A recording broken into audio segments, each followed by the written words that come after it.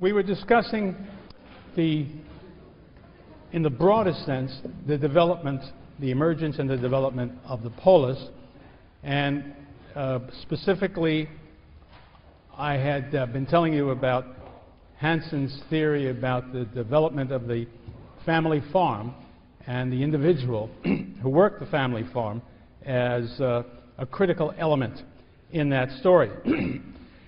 Now, that same individual who produced the economic wherewithal that would support independent individuals who were not noblemen, who could conduct their lives in an autonomous way, and who ultimately fought their way onto governmental bodies which allowed them to participate in the key decisions, the political decisions, and all other decisions in the state. That third element of their character, of their place in the world, is the one I want to turn to today. Their role as soldiers fighting for the common cause, and that common cause now being not an individual goal, not a family goal, but the goal of the entire civic community, which was coming into being, and I suppose would have had to come into being in order to have this role, fighting for one's polis. The style of warfare that emerges in this period, apparently for the first time, is what we call the hoplite phalanx, and each half of that needs to be explained.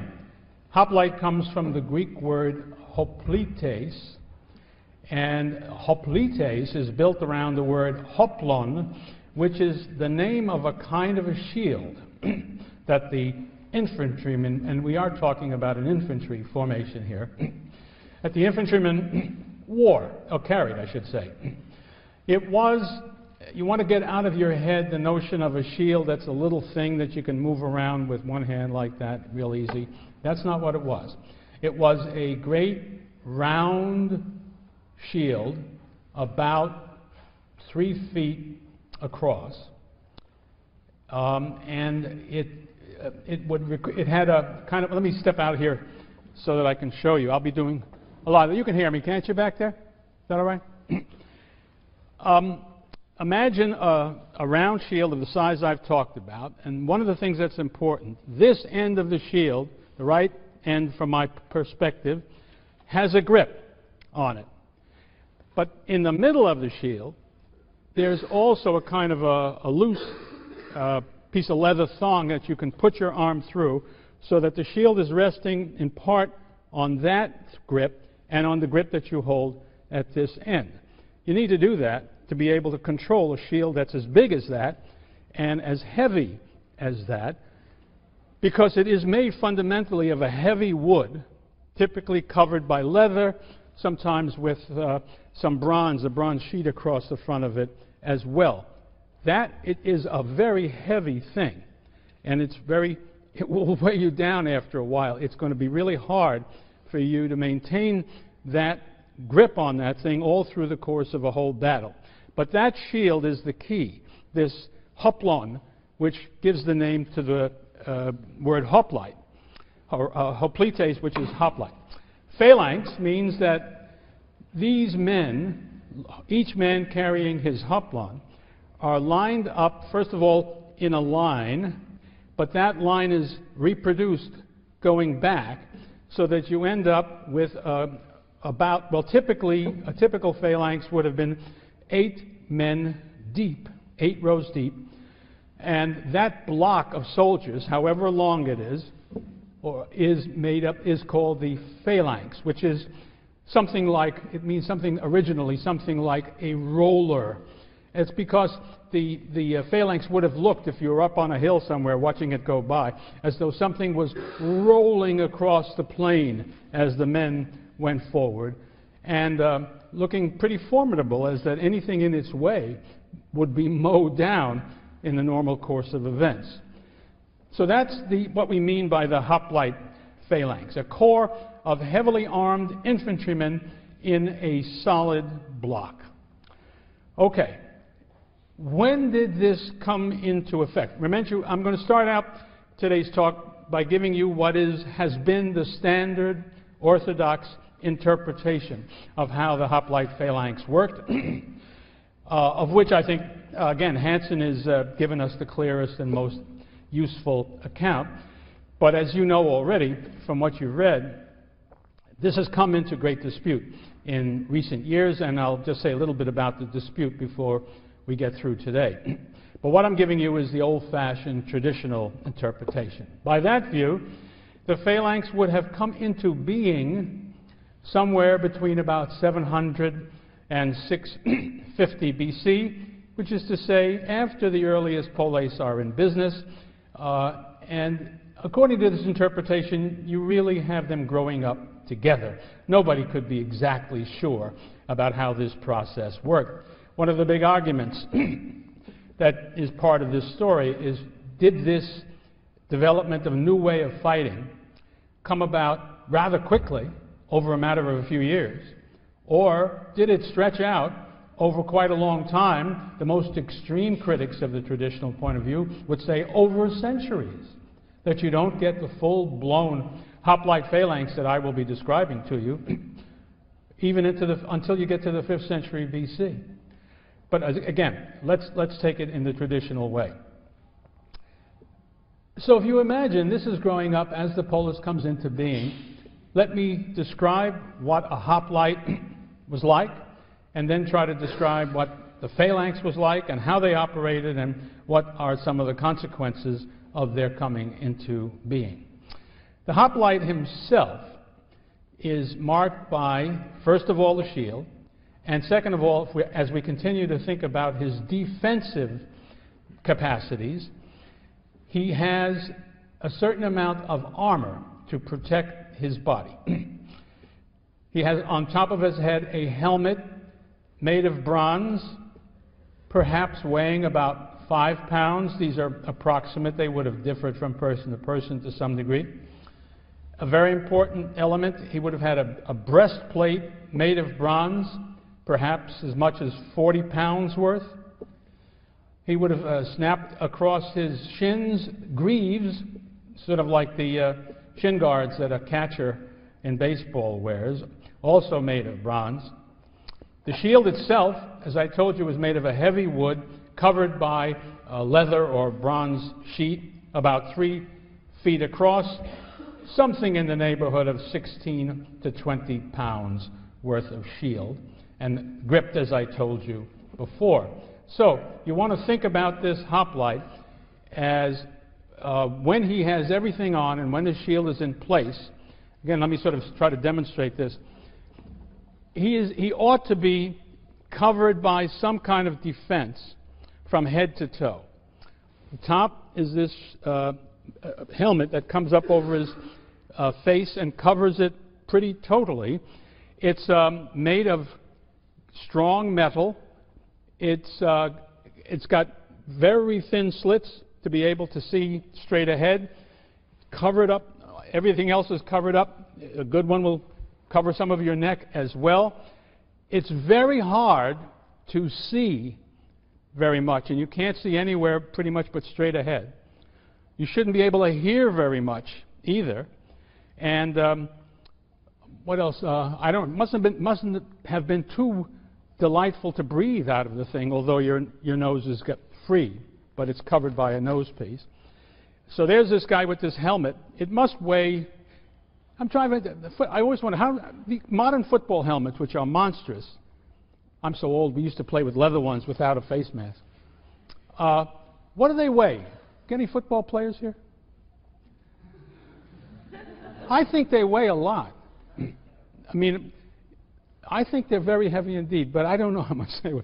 Anyway, if you imagine sort of putting on a modern football helmet with that mask in front of you, you would begin to get an idea, only begin to get an idea of what it was like to have that bronze helmet on your head. So there you are with that. Then you remember, you got shin guards down to your feet. You have this breastplate. Now, between your waist and your shin guard, there's some very delicate territory, and there's no armor.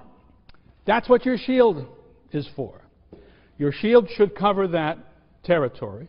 You want that shield up so that it pretty well meets your helmet. So it's going to be at a certain distance. But it will also go down to where it needs to go, down here.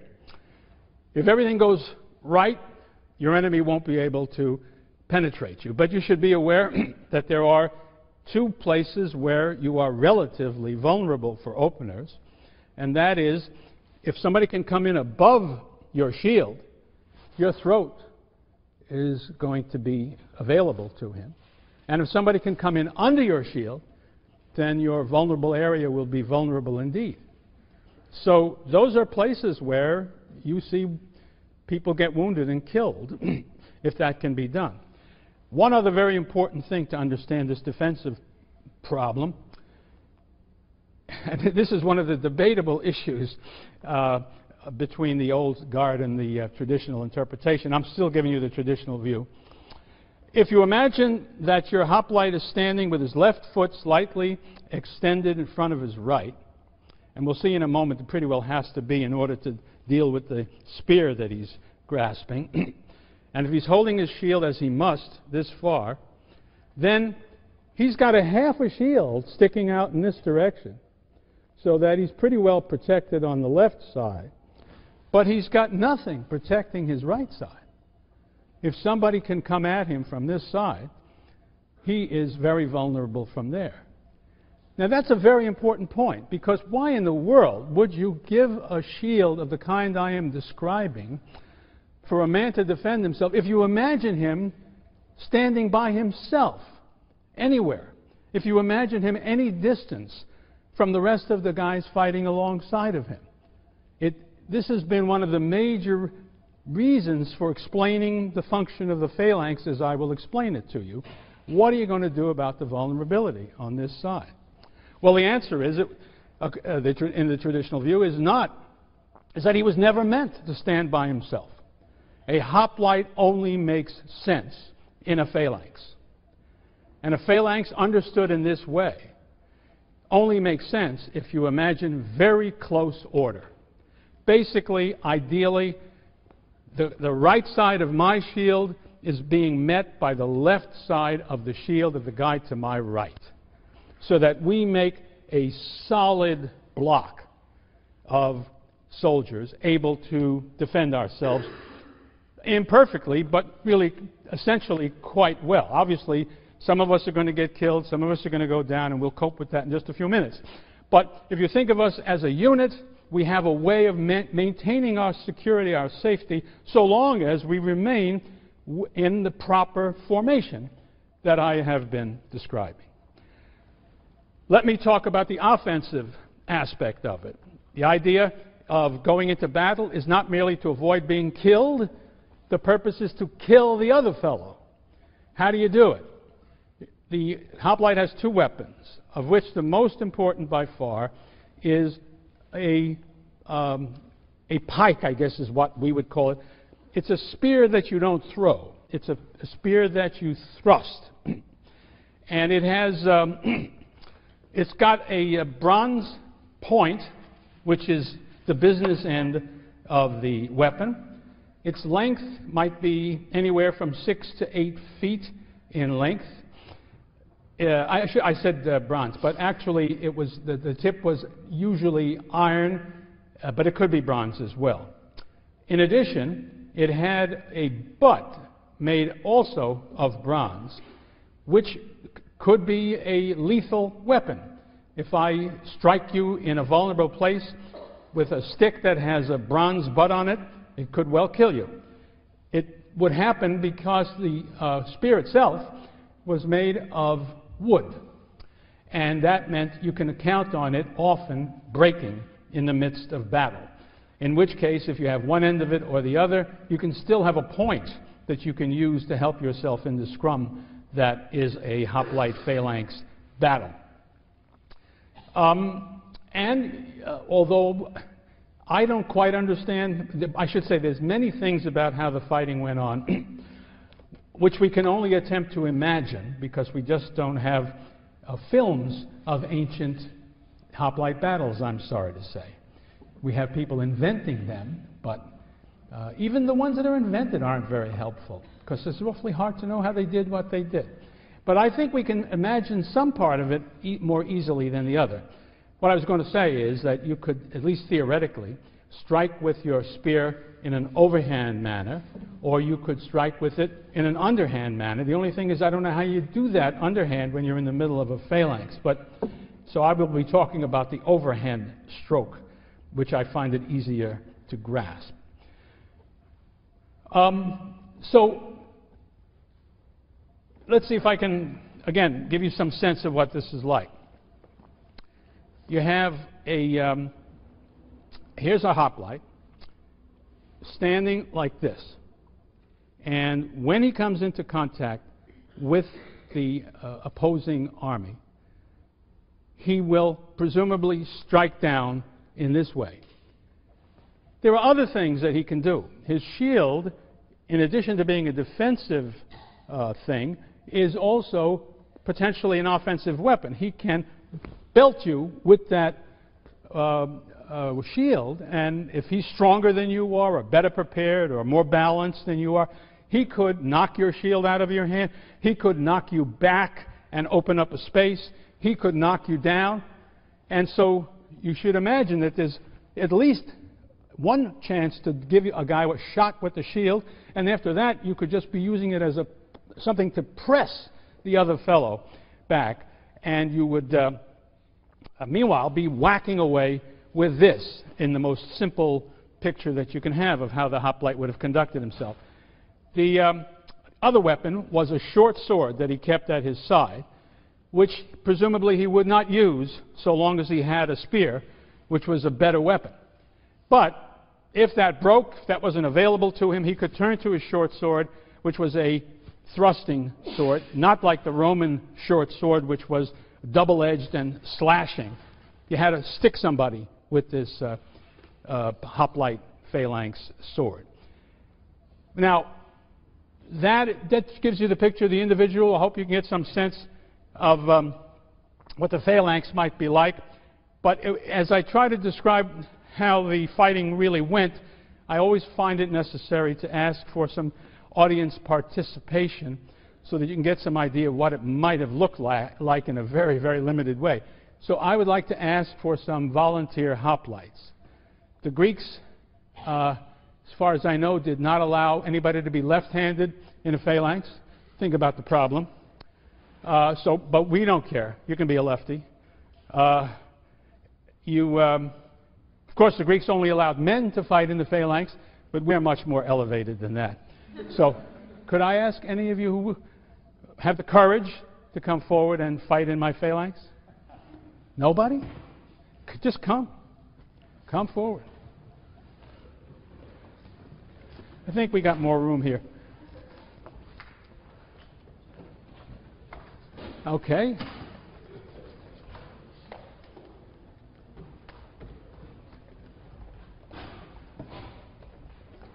One, two, three, 4, 5, 6, 7, 8. That'll do. All right. We have a couple more. Oh, good, good, fine. Why don't I have the shorter people come towards me, and the taller people go in the back? I think this makes it easier for us. All right, let's line up next to each other. I guess you'll do up here. Come on up. There you go. Now, right behind him, in perfect order, you guys. The biggest guy's in the back. Go ahead. Good, good. And make it a third row. There's enough for a third row. Are we all set? Back up. Make sure you're behind somebody, directly behind somebody. How many we got up front? 4? Have we got 4? So we'll have a 3 in the back. That'll be all right. But get right behind that guy. You got to be lined up. All right. Now, get into your hoplite stance. Left foot forward. Okay. Now, when you're fighting, if you're fortunate enough, and the Greeks were sometimes fortunate enough, to fight people who were not hoplites, like when the Persians came at them, they fought hoplites against non-hoplites. Boy, that's a nice day for a hoplite. The Persian infantry did not have heavy armor. They did not have that kind of a shield. They had wicker shields. Fortunately, we have vase paintings that show us Persians. For one thing, they're not dressed like civilized people in a dress. They're wearing pants. But their shields are made of wicker, and they don't have that kind of metal body armor and all that stuff. And so you could blow through that infantry like butter. I'm probably never that easy, but really, you're just not going to lose. And the truth of the matter is, hoplites beat non-hoplites in all battles that are fought on flat land in battles that the Greeks fight in. I just want to tell you about, in Herodotus, he tells the tale about how the fighting went versus the Persians, and here's the line he says, "Once the Greeks go to war, they choose the best and smoothest place to go down and have their battle on that." And that wasn't just because they sort of had an aesthetic pleasure in nice flat fields. That's what you need for a phalanx, because to maintain the integrity of the hoplite line, you can't have bumps and grooves and trees and rivers in the way. It will break things up. So they do, in fact, seek such a field. If you're fighting a non-hoplite infantry crowd, you're in great shape. But what the Greeks spent most of their time doing was fighting each other. One hoplite phalanx against another hoplite phalanx. So you have to imagine that this thing started with these guys back in their camp and the other army back in its camp. And they both have to agree that they want to have a battle, for a battle to take place. And they will have picked a place that is flat, where they can do what they're doing. Usually, the battle took place over some land that was being contested on a frontier, and they would go down to that area and pick a spot, and there they would go and fight with one another. So now the two armies are lined up. Here's an interesting question. How wide is the line going to be? Well, that's not an answer that is entirely at the disposal of the general, because he's got two considerations that he has to worry about. One is he can't afford to have his hoplite line outflanked, because if I can come around and take care of this guy from this side, he's engaged with the guy who's right opposite him, I can just kill him, no problem at all. So he has got to at least try to be equal with the guy who's furthest on this side, and same with the guy on the other side. So that means he's got to open it, he's got to make his line, unless he comes up with some clever trick, the same size as the other guy. Well, typically the two armies aren't identical in size. So if you're going to try to be the same breadth across the field, that's going to affect how deep you can be. And depth, as we shall see once we get started fighting, is relevant in ways that we need to work out. But if one phalanx is 8 deep and the other phalanx is 12 deep, the 12 deep phalanx has an advantage. And so numbers count, but it's not an easy one-to-one question. Various issues will determine who comes out ahead. Okay, now let's make this first battle I'm going to describe for you be as clear-cut as we can make it, and it probably never was like that. Let's imagine my army is the same size as theirs, precisely, so that the line is the same size on both sides. And therefore also the same depth. And so we'll just do this imaginary perfect battle. He's going to have, as the two armies approach each other, I should make it clear, they start out walking at a certain clip. By the way, it's critical that they should stay in formation. Nobody should get ahead of anybody else. How do you do that? With rhythm. And in subsequent armies and later in history used drums to maintain that technique. The Greeks did it by the playing of a flute-like or oboe-like instrument that played a military tune that had you marching forward at the right pace. That was very, very important. So you're marching forward at that pace. But now as you get closer and closer to each other, various items begin to affect your behavior. One is, I would think, fear. In fact, I know. Fear. So what do you can't, supposing you feel like running. Can you boys in the first row run anywhere? You got 7 guys behind you. That's not even an option, and that's a very important aspect of the failing. That's not even an issue. So if you're afraid, what are you afraid of? Well, the other guy has got people, I should have mentioned, on the sidelines one way or another, shooting arrows at you, throwing javelins at you, things like that.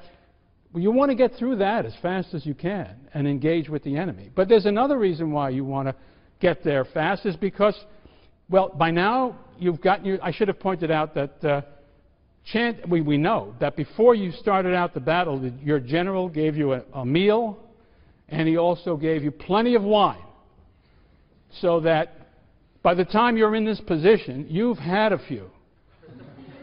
And there's a science to that too, as perhaps some of you know. No, you don't. College students say you have no science at all. They just sort of pour the stuff down their throats with the goal of becoming drunk as fast as they can. That's barbaric in the technical sense. I mean, the Greeks didn't think. Plato's Symposium, all of these guys are sitting around having a drinking party. That's all they do all night. But they also are talking.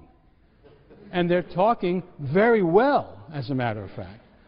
And they are, the goal of this conversation is, or this party rather, symposium means, by the way, drinking together. So they're drinking and they're talking. And both of these are supposed to go on at the same time. And here's the thing.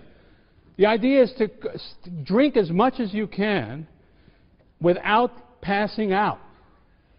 And at the end of Plato's Symposium, everybody is out, except for Socrates, who looks around and says, oh, well, no more conversation. Everybody's asleep.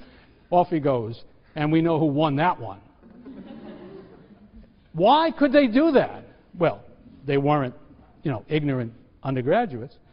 But beyond that, they drank wine, not those barbarian liquids that you drink.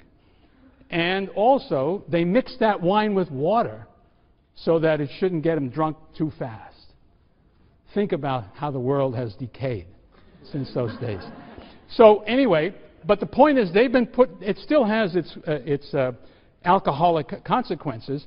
And I like to think that the trick for these guys was to get to that level of inebriation before it affects your nerves and your physical ability to act.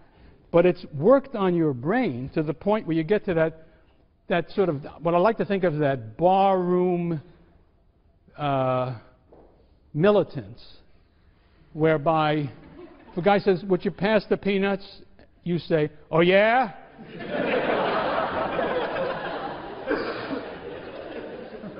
I like to think that's the ideal hoplite mode. So I think that's working on them. They want to get at those SOBs on the other side. And they want to kill them. That's their move. Well, all of that is working on both sides. And so that when they come together in a trot. You have to imagine they're moving along quicker than you would by walking, so that they will go bang, and we can see what happens. However, there's one other variable that you want to be aware of. And that is, he knows he ought to be going straight ahead like that. But he also knows that his right flank is open. Well, he would love to be fighting at the edge of the Grand Canyon. So he doesn't worry about his right flank. But he's out there in the middle of a field. Now, he knows that first step ought to be like this, right? But he's only human. So the first step is like this. And so's the guy on the other end, on that side. So in fact, as Thucydides tells us beautifully in Book 5, when the two armies actually hit each other, they have already made a slight turn to the right. Everybody moves to the right. These guys move to the right, those guys move to the right. And they're smacking each other at something like that angle. Okay, so much for that. Now, here we go. I'm coming at this guy, and what I want to do, if I can, I want to kill him. If I can't, I want to knock him back. Because what I really need to do is to get him out of the way. Let me imagine I've been lucky enough to get you out of the way. You're fighting him. You can't even look at me. But I can do that. Well, that's not fair. No, by no means. By no means. But let's face it, in order to kill you, I had to earn the privilege by knocking him back. Now, let's imagine I've been very lucky and gotten you.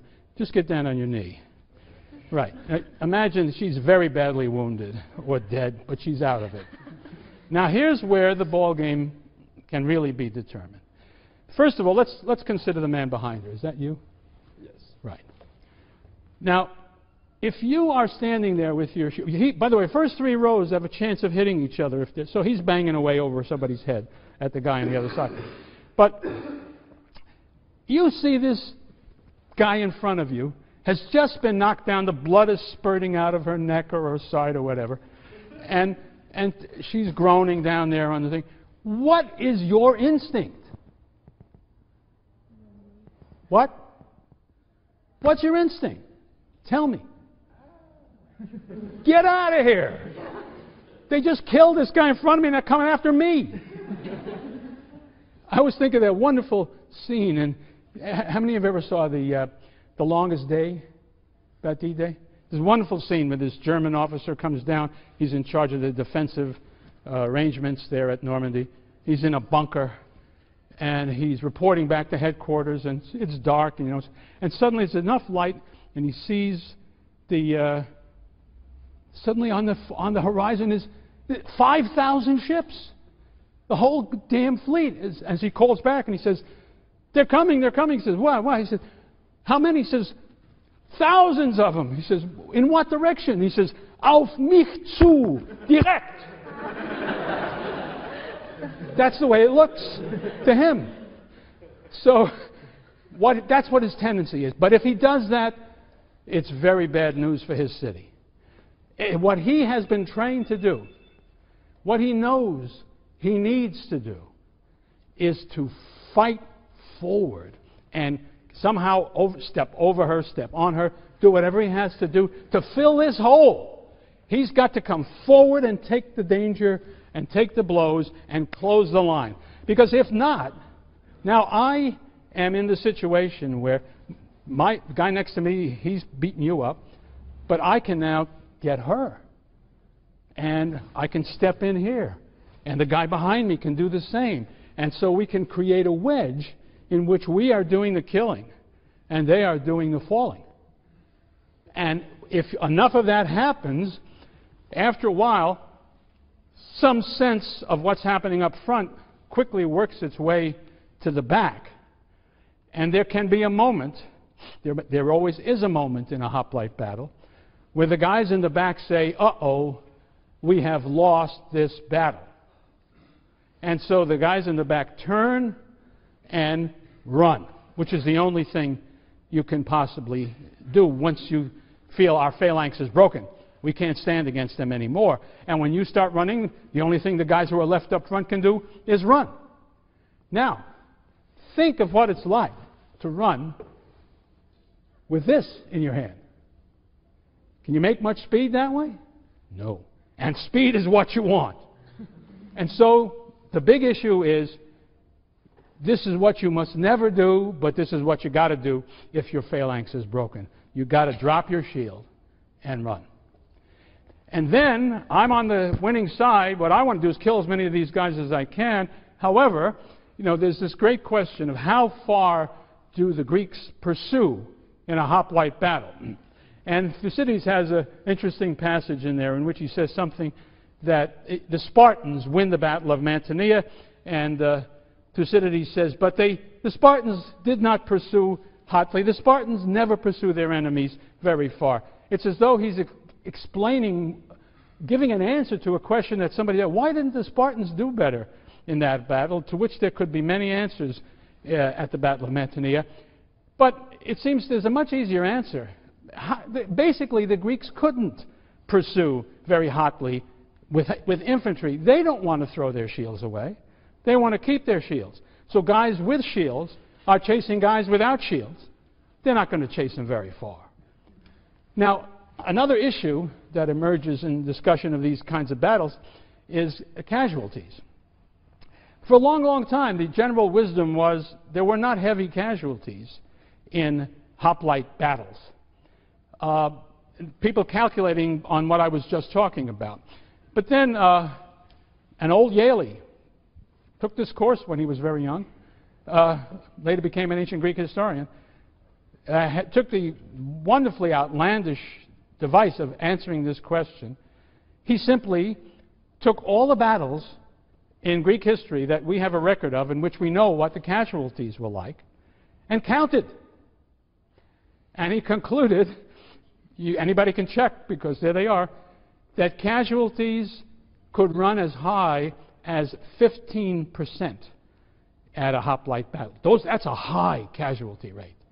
Many a military unit will break if they have that many casualties. And actually what he finds is the winning side would lose about 5%, and the losing side would lose maybe as much as 15%.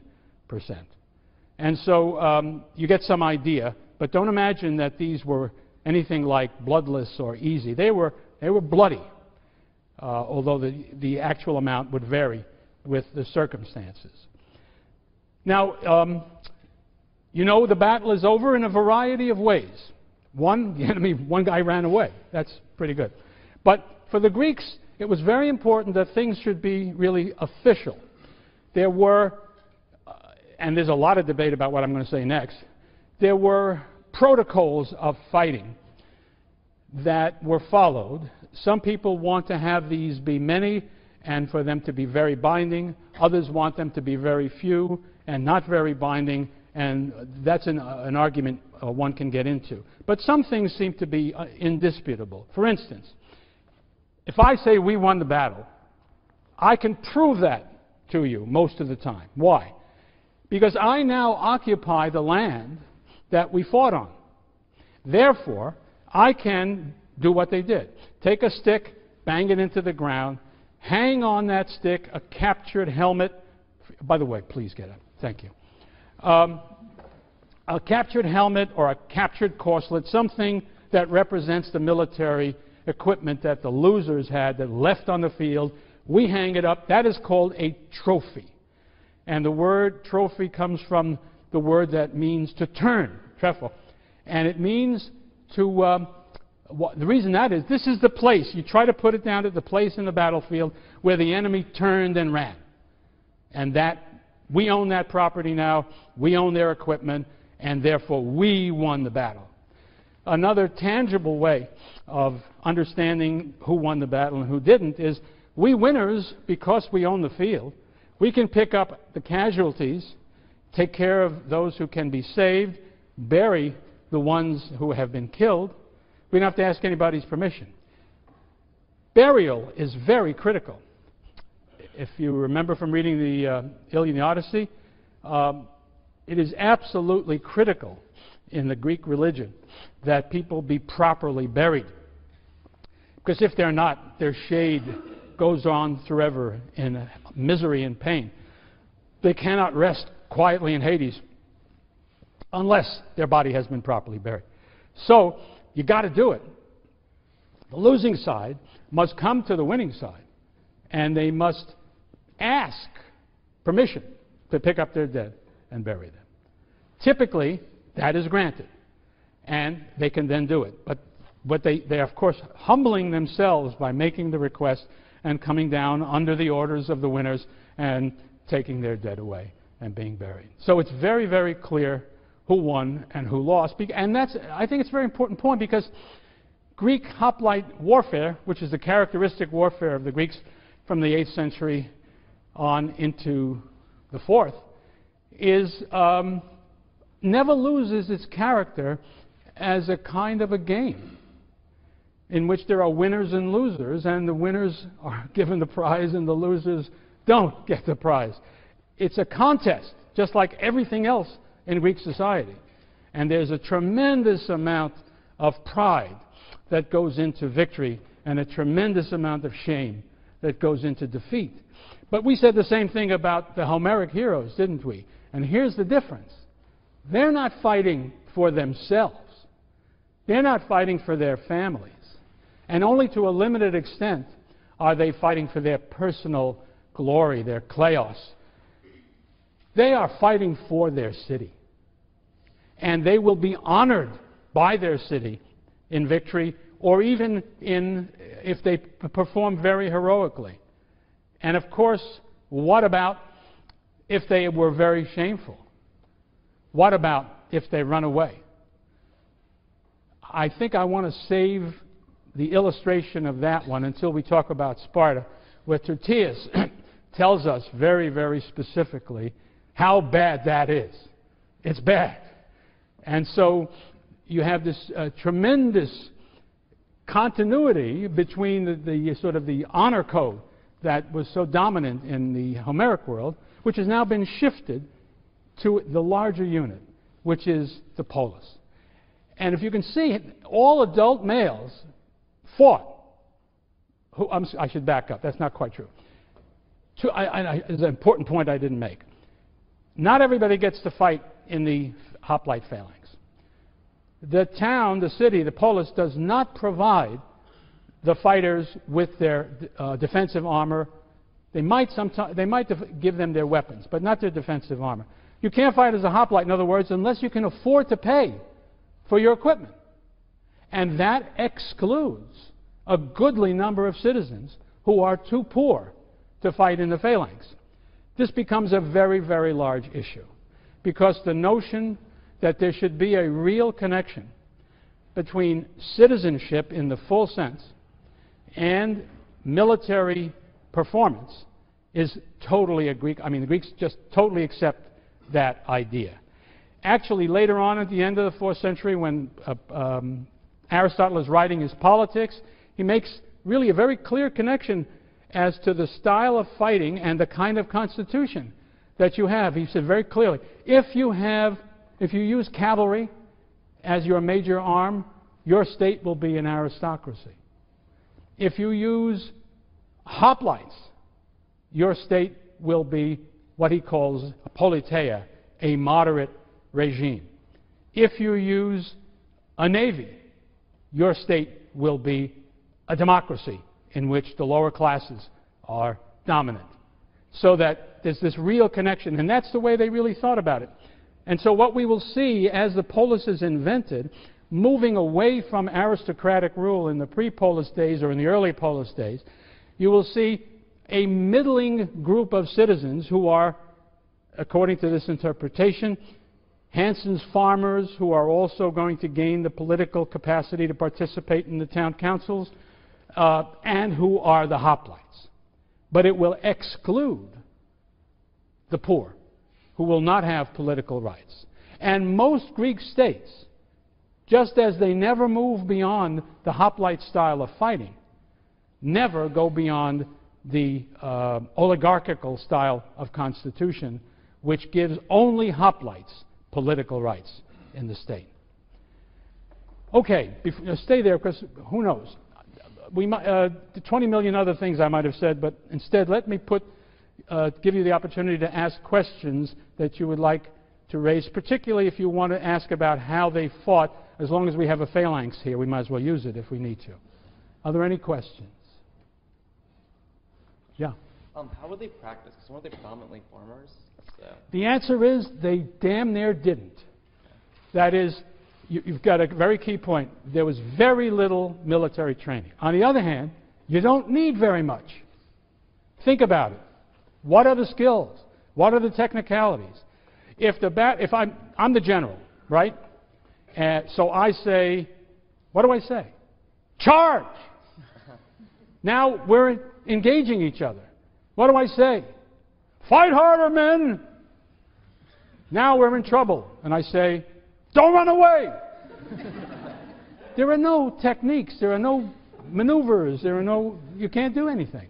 And so they didn't practice very much. Except one stunning exception, the Spartans. They were not farmers, as we shall see. And therefore, they spent their lives practicing warfare. It paid off. They usually won. So the answer is basically that the ordinary Greeks did not engage in very much practice. Yes, ma'am? If they're all fighting in this hoplite style, how do all these great Greek military personas develop who are famed for being such wonderful individual soldiers if there's no real hand-to-hand, one-on-one? Well, there is nobody out there that you could see. Typically, we don't have guys like that. The guys who are famous are the generals, who get credit for putting together a nice formation when it's not the simple one I've just given you. I mean, just to be a little bit more plain about that, famous Battle of Marathon. I will tell you about it when we get there. But one of its features is that because the Greeks were numerically badly inferior to the Persians, they had this problem of covering the line, you know. So instead, they could have thinned out their entire phalanx, but that would have given the Persians a chance to break through anywhere and everywhere. And so what, who's my general? Miltiades did was to make his wings heavier, deeper, and very dangerously thin in the middle. It was a gamble. The gamble was, our wings will crush their wings and turn in on them from behind and from the side and set them a-running before they break through our middle. And as Wellington said at Waterloo, it was a damn near thing. The Persians broke through the middle, but just before that, the Athenian wings crushed the Persian wings and set them running for their ships. So everybody says what a genius Miltiades was. Similarly, in naval battles, Themistocles at Salamis comes up with endless clever devices. So you see what I'm driving at. We know those guys. You never really hear of Joe Blow, who killed 34 guys in the phalanx. There must have been some guys like that, but you just don't hear about those fellows. Okay, any other questions? Yeah? When would they pull out their swords and start hacking?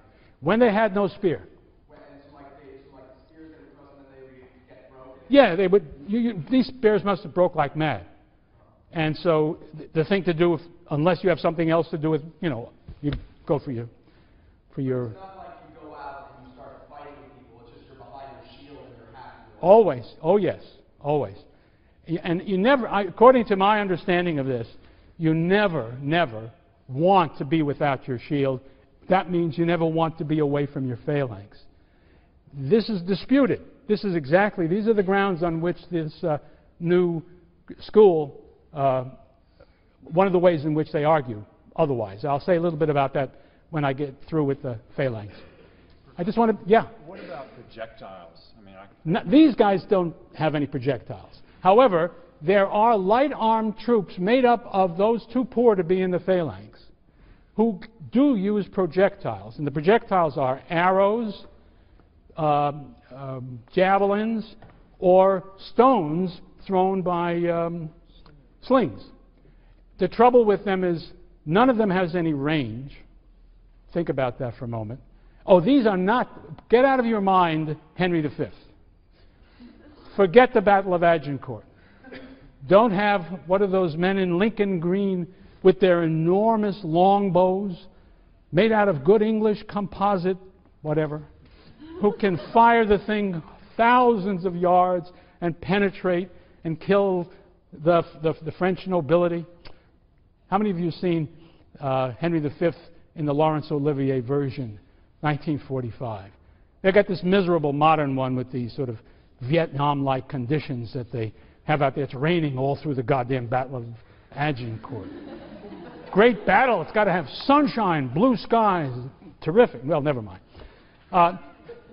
They had very poor bows and arrows. They didn't have the composite bow. Didn't have much power. Would have had a hard time getting through the shields, and it didn't have any distance. So, but they were worth something because they did this. Actually, those guys would be useful, not so much, hardly at all, during the scrum of the phalanxes. But should one side be retreating, That's where they do harm. Once you throw your shield away and you're running, anybody who's got a weapon can take you out. And that's when it would have happened. Yeah. So is it unlikely that someone like the fellow whose name began with M that we read about from one of the selections? Miltiades? No, the archer in the Iliad. Oh, in the Iliad. Well, is it unlikely that people would actually have been able to do anything like that? Yes, the Iliad has various people who are very good archers who could kill the other guy. I would say I'm sure there were bows and arrows at that time, but they did not yet have the kind of armor that they would have in this time. So they would have been more vulnerable, and you wouldn't have had to have such a powerful bow. Of course, Paris, isn't he the one who kills Achilles, right? But Achilles, of course, got him in the heel where he didn't have any armor. Anything else? Yeah. Isn't it kind of like somewhat inefficient to like load it really deep? Because I assume like if the spear is only 6 feet long, like what are the people in the back going to be doing? Very good. Yes, and that's a big argument that nobody has a good answer for. The traditional answer is that these guys actually did press up against the rows in front of them, and that this provided a momentum that gave the front line an advantage in beating the enemy facing them. You can see all kinds of troubles. Why didn't the guys in the middle get crushed? I don't have any very good answers for that. And yet, it is one part of the traditional explanation is this, and it's a very important one and much debated, that at a critical time in the battle, one technique would be one side would give one great big shove. The word in Greek is othismos. And if that was successful, as it might be, it could knock down the lines of the front guys and get the other side running. And there's an ancient there's an ancient source for that says that's what happened. And that's one of the things that we have to deal with. The critics of this point of view would say that's impossible and inconceivable. Another possible explanation of the significance of depth is, remember our poor victim here. If you multiply her, then you want to have as much depth to fill in behind to close that hole as you can, so that would make your phalanx more sturdy, because you could take more casualties without breaking. That seems reasonable to me. But again, I can't imagine how these guys fought in these circumstances. I really can't see it. I mean, it's a pity we can't kill people in experiments deliberately anymore, because we need to see how this works. But I can't do it. But I do think that makes a reasonable amount of sense. Anything else on the mechanics of our phalanx? Yes? A little louder, please. Should charge each other? Is that what you're saying? Well, what happens is, it's always the case, one army is invading the land of the other. So in a way, it decides when the fighting is going to take place up to a point. Namely, it's going to happen this summer, because we're coming. And it's going to happen this week. It's going to happen tomorrow if you don't run away. So now the defenders have to do, in the perfect situation, I am marching towards their corn crop, grain crop, at the time just before the grain is going to be harvested. If we cut down that grain, you don't eat this winter. You get in front of the grain when we say. So that would be the classic way of determining how it works. It probably wasn't quite that easy. But the invading side goes for something that the other fellow has to defend. And that determines when the fighting takes place. Yes, sir? How long would most of these battles last? Hard to say. Hard to imagine anybody doing this for more than a couple of hours. So that would be my guess. But nobody knows for sure. But I think if you can imagine, up to a couple of hours would be about right. And that's worth mentioning. How long is a war? A couple of hours. Because typically there's just one battle. One side beats the other, and that's the war for now. Until we get, of course, this is all early days, until we get to the Peloponnesian War, when things change radically in fighting in general. But this is your standard. Yes, sir. Yeah, yeah. You had mentioned that the losing side casualty numbers are approximately about 15%. Yeah, it could be that bad. Fighting from an hour or 2 hours, it just seems like that would be such a low number. Well, you got to realize that much of the time, until the phalanx breaks, there's not a lot of killing that can go on. You can only kill just a few people while they're still defending themselves in this manner. I have to believe that the bulk of the killing took place on the flight. And so that's why that works out. Yeah? What do you do the rest of the time? Just push? If you're not hitting, you're pushing. That's the theory. Or two. Yes. How did they decide who went in front and who went to the back? No, that's right. They would have decided on the basis of what was most effective, and you would not want old guys. By the way, how old are the people out there is a good question. Typically, the youngest guys are 20. Typically, the oldest guys are 45. But everybody was liable to military service in these states till they were about 60. So you can imagine in certain circumstances there would be guys that old back there. But fundamentally it's between 20 and 45. Okay, I would have thought that the front row would exclude the older people. You want tough guys up front. You don't want your front line being broken. So the guys up front are going to, the younger you are, chances are you're going to be more physically strong than older guys. Probably, though, you wouldn't want to have the very youngest guys up front, because another thing you want is experience. People who have seen this before, done it before, lived through it, and now you can count on them not to run away better than you can on a fresh recruit who's never done this before.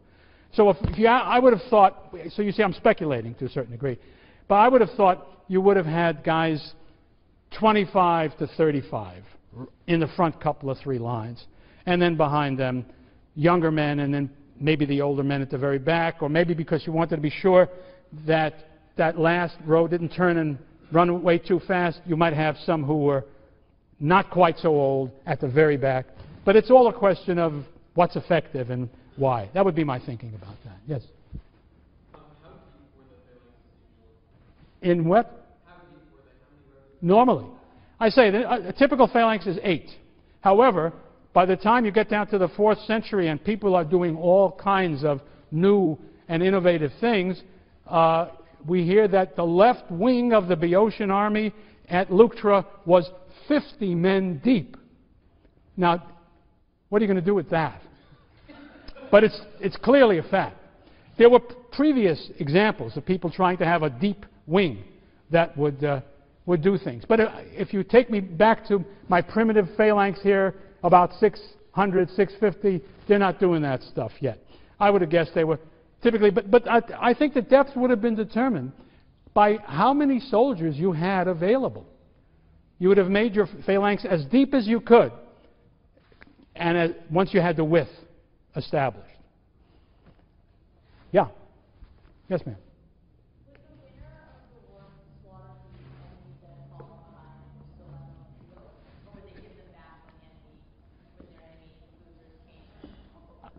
The question is, would the defeated army, would the winning army kill all the defeated guys who were still on the battlefield at the time? It would vary. They could capture them. There's a reason to capture them. You could demand ransom for them. So there would be some inclination to capture men rather than to kill them. On the other hand, guys who are engaged in a fight of the kind we must imagine get very angry. And these guys killed a buddy next to you. So there would have been a certain amount of just furious killing going on. But I don't think that would have been the way you plan the game. You kill enough guys to achieve your goal, and if you're still rational, you take the rest prisoner, I think would be the way to go. Yes, yes, sir. Yeah. The front's very strong. What would stop an opposing army from flanking the army? What would stop it would be, why didn't they flank each other? Boy, if they could, they would. But the difficulty is, if you take your left flank and move it out here so you can flank this guy, one of two things has to happen to your army. Either you open a nice hole between yourself and the rest of your army, in which case somebody's going to get very badly killed, and you're going to be on the run very soon. Or you have to somehow communicate to the rest of the army, everybody come over this way, which will still leave that flank open to being flanked by the other side. That's what prevents that from happening. We just don't see that going on. Yeah? Was it just the Greek sense of honor and propriety that kept them from doing like more creative like sneak attack? It used to be thought that, before people were very careful, we know that they do every terrible thing in the world in the Peloponnesian War. That whatever the rules were before, they're off when we get into the Peloponnesian War. There's just no dirty trick that anybody fails to do if he can. But they surely must have done it before too. When you're serious, any way to win will do. But mostly, you could make a virtue of a necessity. The kind of battle I've been describing to you, a nice flat field, two armies coming at each other, there's not much you can do in the way of trickery. And so, you can take a high tone and say, anybody who fights any other way is a no-good coward. In fact, we have some claim in a Roman writer later on that there was a treaty back in the 8th century BC between a couple of states in Euboea that said they would never use missiles of any kind, because that was cowardly. The only legitimate fighting is man against man, shield against shield, chest against chest. Everybody else is a pussy. So I think that became, and whatever the reality was, that story was always being told. That's the way for a man to fight. Anything other than that is open to suspicion. Well, okay. Thank you very much, Hoplites. A little hand for our Hoplites.